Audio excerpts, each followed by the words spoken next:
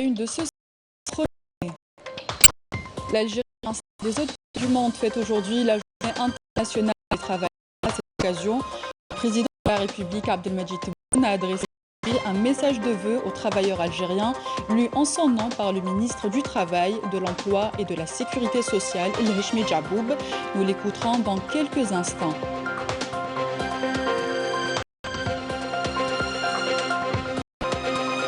Également dans ce jour, notre grand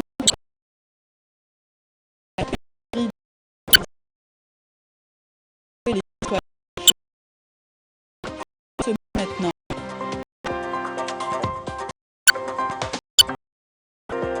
Et enfin, cap sur la ville, la gorge de monuments à haute valeur historique.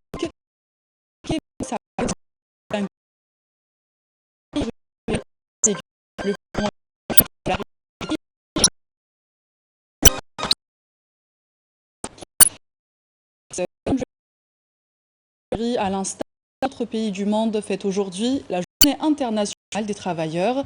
À cette occasion, le président de la République Abdelmadjid Tebboune a adressé aujourd'hui un message aux travailleurs algériens, lu en son nom par le ministre du Travail, de l'Emploi et de la Sécurité sociale, El Heshmi Djaboub, dont il a salué les efforts fournis par les travailleurs algériens pendant cette période difficile caractérisée par la pandémie de coronavirus, des efforts qui nous rappellent l'engagement des femmes et des hommes qui ont libéré notre pays de la colonisation et les efforts de celles et ceux qui ont permis à notre pays de rester debout pendant la décennie noire. Je vous propose d'écouter El Heshmi Djaboub.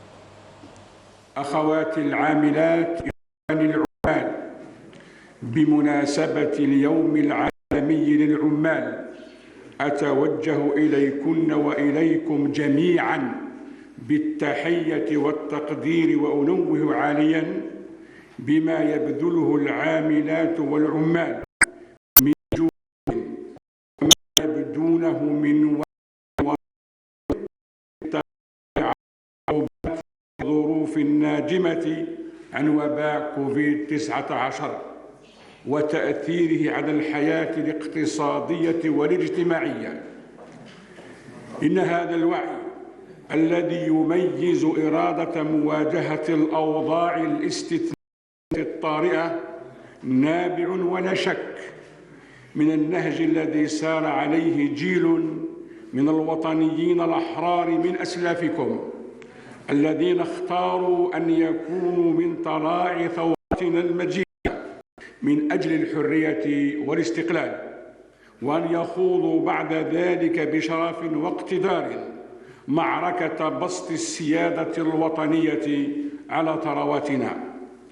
وإنني لأنحني إجلالا أمام التضحيات الجسام التي ستبقى خالدة في الذاكرة الجماعية للشعب الجزائري، وأترحم بخشوع على أرواح كل أولئك الذين نالوا الشهادة بعزة وشموخ دفاعا عن الجزائر أثناء المسلح.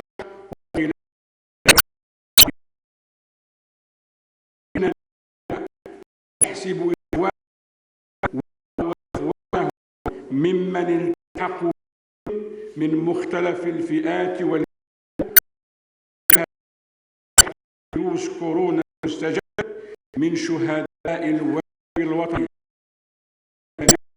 رحمة الله. Le président de la République a rappelé dans son message que toute forme de revendication dans différents secteurs doit prendre en considération l'intérêt du citoyen. On écoute le ministre du Travail.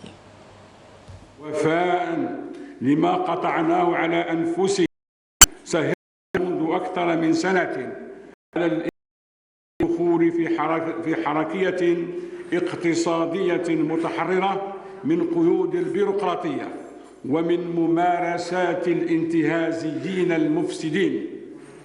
ولئن كانت الأوضاع الطارئة بفعل الوباء حالت دون تحقيق بعض أهدافنا في المجال المرسومة، إن الإرادة السياسية ازدادت صلابة من أجل تسريع الإنعاش الاقتصادي في سياق حوار واسع مع الشركاء الاجتماعيين والمتعاملين الاقتصاديين. إن عاملاتنا وعمالنا هم جوهر الطاقة المحركة لاقتصاد مدر للثروة، وهم أصحاب حق فيها، ولذلك فإن كل أشكال التعبير المطلبي في القطاع ينبغي أن يراعي مصالح المواطنين، وأن تكون تحت سقف قوانين الجمهورية، وأن لا تكون مطية من خلالها نوايا الاستغلال المشبوه. فلقد أثبت عالم الشغل على الدوام وعيا وطنيا فائقا وحرصا قويا على تحصين صفوفه. وإننا في هذه المناسبة وإذ نحيي رصيد نضالات الاتحاد العام للعمال الجزائريين وكافة الناشطين في الحقل النقابي، نستحضر رموزا وطنية تميزت بتضحياتها ومواقفها الشجاعة في التصدي للإرهاب الهمجي. وفي هذا المقام نترحم على روح الشهيد عبد الحق بن حمودة. Et à l'occasion de la fête du 1er mai, les membres du gouvernement et de l'Union générale des travailleurs algériens ont procédé à une célébration officielle au 2 mai à Alger. Les membres du gouvernement ont déposé une gerbe de fleurs devant la stèle commémorative du port d'Alger.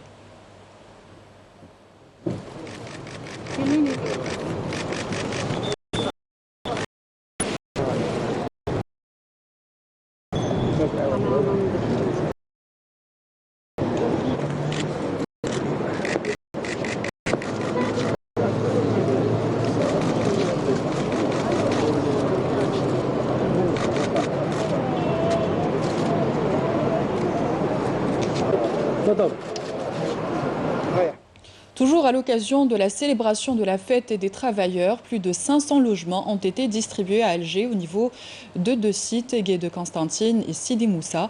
On écoute la déclaration de 2 bénéficiaires.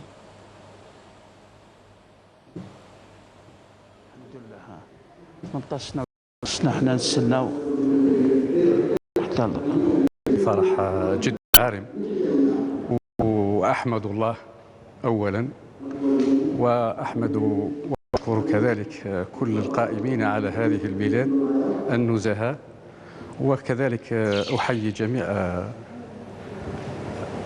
العمال الجزائريين والعالم. Bonne fête à tous les travailleurs algériens, notamment ceux qui travaillent aujourd'hui. Direction la capitale des Hauts-Plateaux qui n'échappe pas à la tendance des incubateurs. Citif Innovation Hub est un espace dédié aux jeunes start-upers, porteurs d'idées ou entrepreneurs afin de les accompagner dans leurs projets. Immersion dans cette couveuse avec Adel Boukhams. Assurer aux porteurs de projets le cadre nécessaire pour réaliser leurs rêves. Tel est l'objectif de Citif Innovation Hub à travers l'aide octroyée à ces jeunes. On essaie de leur donner une vision claire et chiffrée de leur idée d'entreprise. Voilà ce qui consiste notre incubation ici, pour leur éviter les différentes fautes qui ont été commises par d'autres créateurs. Voilà. On a essayé d'entamer des choses de soft skills, on a essayé de développer chez les jeunes l'art de négocier, l'art de présenter, l'art de bien dire les choses, de bien exprimer leurs idées. J'ai eu la chance d'animer certains thèmes, notamment de prévision financière, dans un webinaire. Au niveau de cette salle, on a animé un certain nombre de séminaires pour aider les porteurs de projets à ce qu'ils puissent établir un business plan qui soit convaincant. Originaires de Sétif, de Tizi Ouzou, de Msila, voire même de Tlemcen, ces jeunes sont animés d'une très grande volonté pour s'impliquer dans la vie économique du pays. Dans un pays comme le nôtre, les projets doivent réussir puisque c'est parfois c'est de la substitution à l'importation. Il y a des projets qui sont portés par des jeunes et qui veulent fabriquer quelque chose en Algérie, une chose que nous sommes en train d'importer pour l'instant. Notre projet consiste à produire du fil galvanisé, un produit en rupture sur le marché national, d'où l'idée de créer cette entreprise et pallier un peu au manque enregistré en la matière. Nous avons recouru à cet incubateur pour bénéficier d'une expérience et des orientations. Notre business plan est réalisé à 80%. Une fois terminé, on devrait convaincre les bailleurs de fonds, que ce soit les banques ou les investisseurs. Notre projet porte sur le séchage des fruits et légumes. Nous avons vu que notre pays connaît une abondance dans la production de plusieurs fruits et légumes, malheureusement souvent jetés à cause du manque de moyens de stockage et des unités de transformation. Nous présentons donc aux producteurs une solution industrielle et non conventionnelle qui fonctionne à l'énergie solaire au lieu de l'électricité ou du gaz. Des projets innovants qui ont besoin de financement pour être concrétisés sur le terrain. Justement, voici une application qui a été matérialisée. Son objectif, suivre l'évolution de votre dossier administratif sans vous déplacer. Une plateforme numérique qui facilite la vie des habitants de la wilaya de Tlemcen. Reportage de Mohamed Sami, commentaire Abdelmajid Benrassi. Ahmed ne sera plus contraint de se déplacer pour ses besoins et services administratifs de son lieu de résidence à Ain Youssef vers le siège de sa wilaya de rattachement. Une nouvelle plateforme mise en service lui permet désormais d'exprimer ses doléances et ses préoccupations à distance. Avant, il fallait se déplacer en taxi pour tout service au niveau de l'administration. Avec cette application, tout est plus facile. On peut tout faire depuis la maison.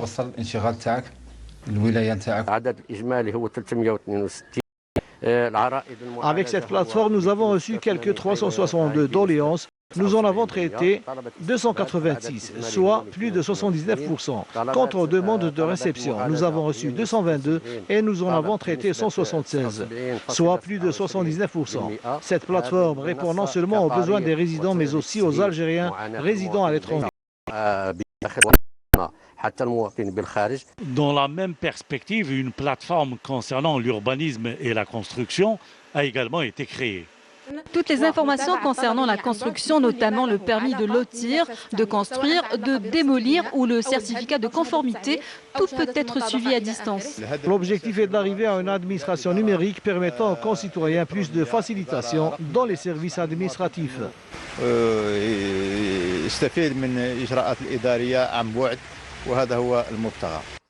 D'autres plateformes verront bientôt le jour. Elles concerneront les rendez-vous pour les vaccinations des enfants et le suivi des différents plans de développement au niveau des services extérieurs de la wilaya et des communes. Place à présent à notre grand format de la semaine. La pénurie du lait en sachet subventionné par le Trésor public reste un problème récurrent qui revient souvent avec le mois de Ramadan, mais pas que. L'Algérie importe pour près de 1,5 milliard de $ par an de poudre de lait. Il faut savoir que la tonne importée coûte entre 3 500 et 4 000 $. Reportage signé Abdelmajid Benrassi. Le lait en sachet, voici un produit alimentaire de base consommé à outrance par les ménages algériens. Tenez-vous bien, l'Algérie consomme en moyenne quelques 3,4 milliards de litres annuellement, soit quelques 150 litres par personne et par an. La facture a atteint des summums, plus de 1,5 milliard de $. Pourtant, ce liquide si convoité suscite souvent des pénuries et beaucoup d'interrogations sur sa disponibilité sur les étals, et en particulier pendant le mois de Ramadan et même en période estivale. On ne sait pas pourquoi, mais il n'y a pas suffisamment de lait. Je ne savais pas qu'il y avait une crise de lait. Moi, j'en trouve.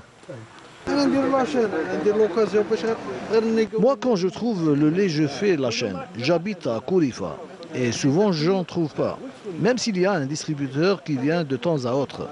La distribution est souvent perturbée, surtout au premier jour du mois de Ramadan. Nous nous sommes rapprochés des distributeurs de lait et des commerçants de détail au niveau de certains quartiers populaires à Alger. Moi, j'ai mon secteur. Je distribue mon quota de 5 000 litres à 5 revendeurs de lait au niveau de Ben Aknoun et Chevalet. Et j'ai gardé mes 5 000 litres par jour. Seulement avec Ramadan, il y a une pression sur l'unité de production.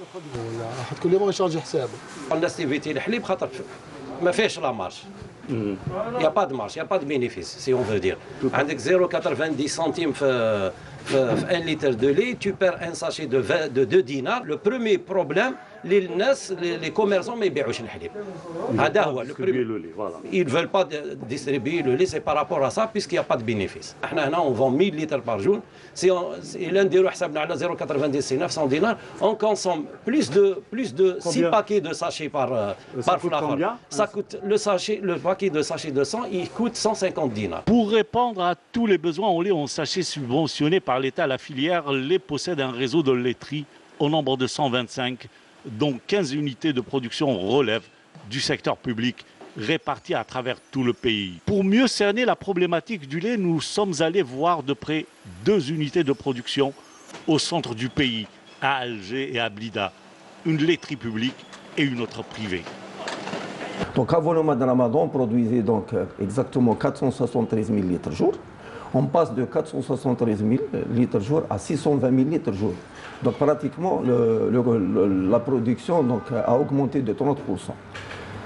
Pourquoi par rapport au fait? Parce que l'ONIL, donc, elle a pu mettre à notre disposition, elle nous a accordé donc, des avances en quota de poudre, en même temps des quotas additifs, afin de répondre donc, à la forte demande de ce produit durant le mois de Sacré. Alors aujourd'hui, par rapport au quota qui nous est affecté, on produit 95 000 litres jour, avec une équipe en 6 jours sur 7, qu'on distribue sur la wilaya de Blida principalement et une petite quantité sur la wilaya de Tipaza. Sur Blida, on n'est pas les seuls, mais on a des quotas qui sont définis par l'ONIL, qui sont affectés par l'ONIL, qu'on ne peut pas dépasser.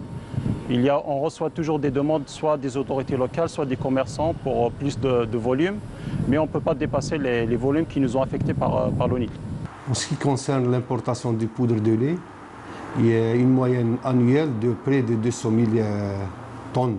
Cette quantité elle est répartie par un programme prédéfini annuellement, chaque début de l'année, avec une commission ad hoc, commission interministérielle, chargée de la régulation et de la poudre de lait, marché de lait.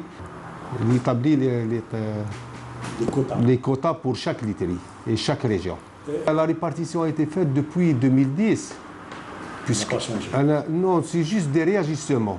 Pour diminuer la facture de l'importation, des solutions existent. Si on arrive à extraire 200 à 300 millions de dollars et les injecter justement dans le secteur agricole et productif du lait de vache, nous pourrons, en moins de 3 ans, couvrir notre pays à 100%. Aujourd'hui, on arrive à couvrir à peu près 30 à 35% de la production laitière.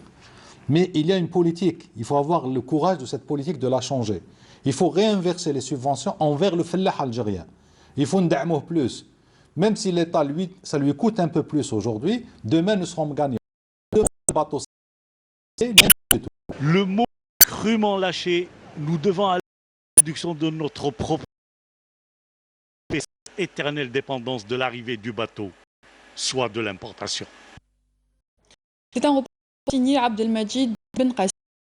Dans la santé, l'Organisation mondiale de la santé se réunira en cette semaine et la suivante pour évaluer les vaccins chinois contre la Covid-19 en vue de la procédure d'inscription sur la liste de l'OMS pour les utilisations d'urgence. Washington a assuré hier travailler avec l'Organisation mondiale du commerce pour permettre une distribution équitable des vaccins contre le coronavirus. Toujours à l'étranger, le président des États-Unis, Joe Biden, se dit favorable à une approche diplomatique réaliste vis-à-vis de la Corée du Nord. Pour rappel, les négociations entre les États-Unis et la Corée du Nord sont à l'arrêt depuis l'échec du deuxième sommet entre Donald Trump et Kim Jong-un à Hanoï en février 2019.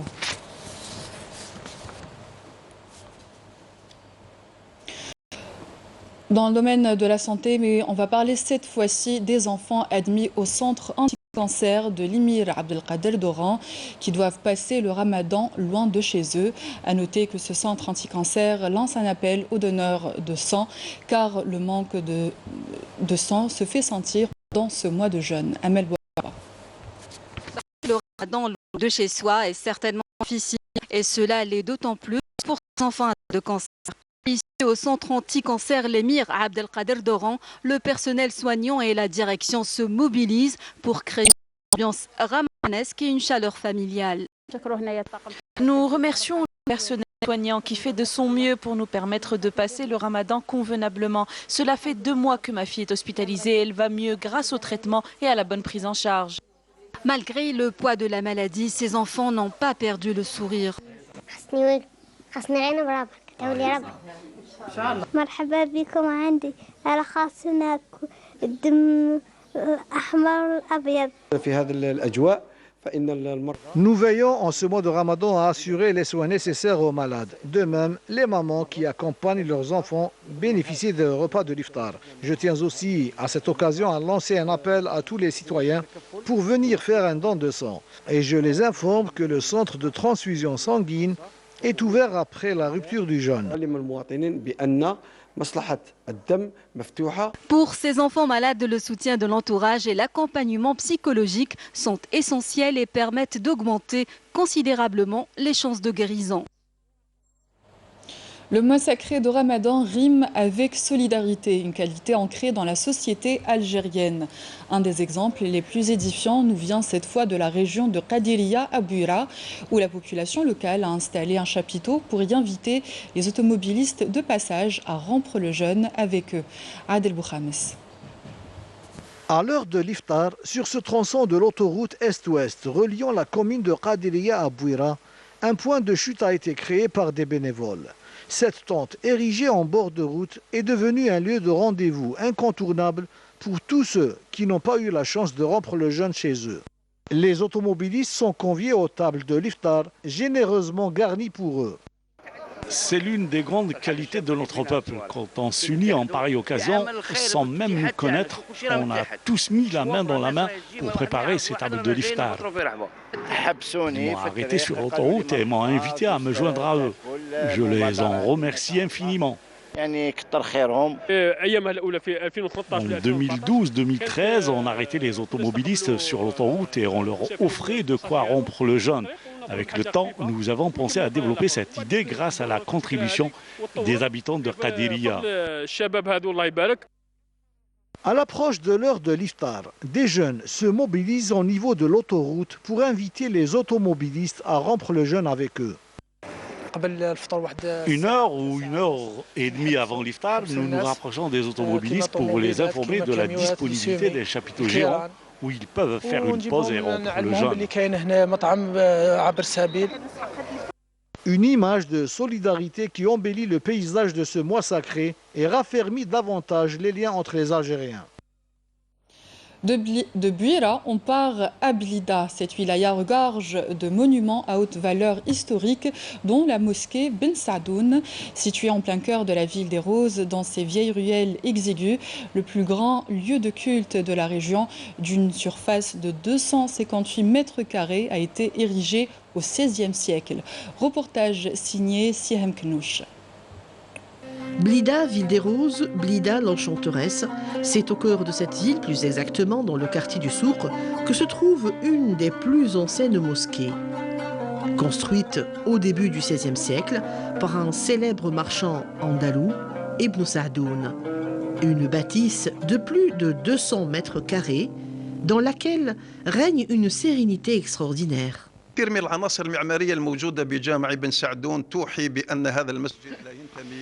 La mosquée d'Ibn Sadoun remonte à la période d'avant les Ottomans.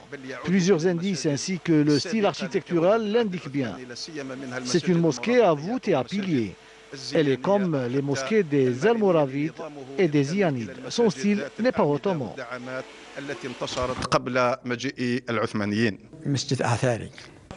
C'est une mosquée où règne un secret que l'on ressent.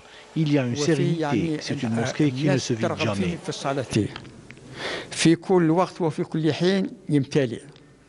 La mosquée est entourée de magasins. Ce sont des magasins construits en même temps que la mosquée elle-même et qui sont là pour la financer. Ces magasins sont toujours habous. Et d'ailleurs, derrière les colonnes de cette belle mosquée se cache une histoire. Celle qui a financé le tout, toute la construction, n'est autre que la femme du célèbre marchand, Ibn Sadoun. قصته باختصار هي قصة امرأة تقية نقية كانت محبة لبيوت الله. Les Blidéens racontent l'histoire de Ibn Sa'doun et de sa femme. Le couple n'avait pas d'enfants et la femme était très croyante et très pieuse. Alors, comme elle n'avait pas de progéniture, avec ses bijoux, elle a décidé de faire un don et un projet de charité. Et c'est ainsi que la mosquée fut construite. Un monument, une histoire, un lieu incontournable au cœur de la ville des Roses, la mosquée d'Ibn Sa'doun vaut le détour. Des manuscrits de grande valeur, des pièces rares et uniques sont jalousement gardées à la Bibliothèque nationale d'Algérie. On y retrouve plus de 4500 volumes de manuscrits dans différentes sciences dans les salles de la Bibliothèque nationale. Le plus ancien manuscrit date de l'an 2 de l'Hégire. Visite guidée dans ce reportage de Semira Hadjamar.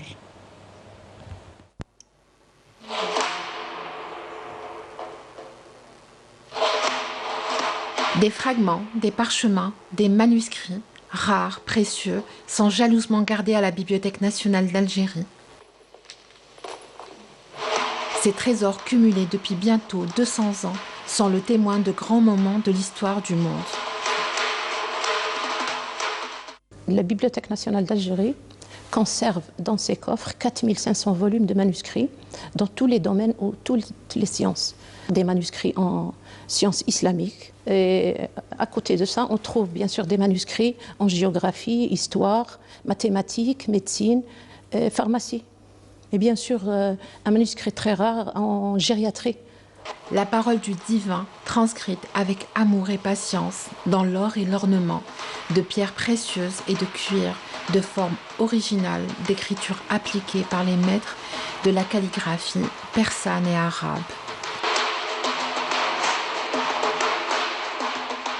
Le plus ancien de ces manuscrits date du IIe siècle de l'Hégire et le plus récent de ces manuscrits date du XXe siècle. La Bibliothèque nationale conserve 139 manuscrits du Coran. Ce qui caractérise ces collections de manuscrits, c'est qu'on a le plus ancien, ou on possède le plus ancien manuscrit écrit sur parchemin avec une calligraphie koufique. Il date du 8e siècle de l'ère chrétien. On a des manuscrits très précieux qui contiennent de l'or et bien sûr avec des enluminures en utilisant de la pierre lapis-lazuli.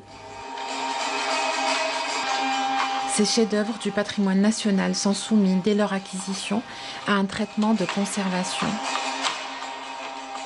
Quand on reçoit des manuscrits, c'est la première des choses. On commence par l'évaluation scientifique et financière. Mais ces manuscrits, on va les proposer à la Commission nationale d'acquisition des biens culturels au niveau du ministère de la Culture, qui décide pour l'acquisition. On reçoit ces manuscrits au niveau du service des manuscrits. La première des choses, on va les envoyer au service conservation. Donc des analyses microbiologiques sont effectuées sur le manuscrit à son entrée afin de détecter s'il est atteint par des moisissures.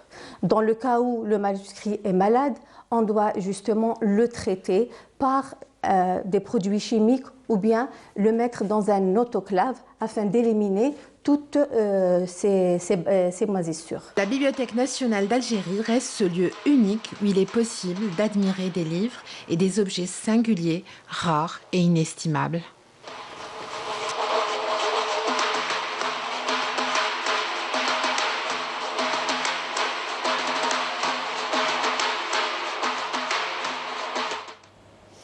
Fin de cette édition, merci à vous d'y avoir prêté attention. Tout de suite, la météo avec Mina Abed. Ce soir, vous avez rendez-vous avec Kamel Suig pour le 19h. Excellente journée à tous. Au revoir.